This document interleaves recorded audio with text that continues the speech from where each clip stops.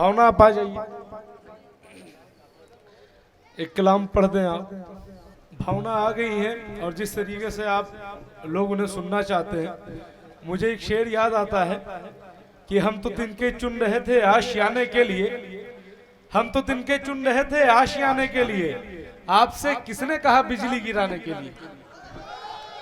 ढेर भोजपुरी चढ़ गइल बा, हमो गाँव में रहे ने।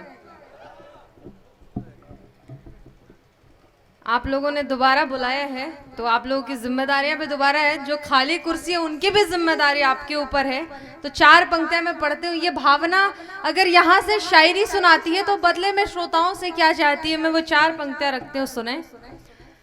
कि मैं हूँ मंजिल अगर रास्ता तुम बनो, क्या बात है। मैं हूँ मंजिल अगर रास्ता तुम बनो, खुशबुओं का हंसी सिलसिला तुम बनो, खुशबुओं का हंसी सिलसिला तुम बनो। जीत लूंगी मैं दिल शायरी से तेरा, शर्त ये है मेरी भावना तुम बनो, शर्त ये है मेरी भावना तुम बनो। भावना, मुझे लगता है इन लोगों का जो जोश है, जहां से रास्ता नहीं बनेगा वहां से भी बना देंगे ये लोग। एक कलाम और आप जी सुना। कि वफा की राह में कांटा भी फूल बन के खिलेगा।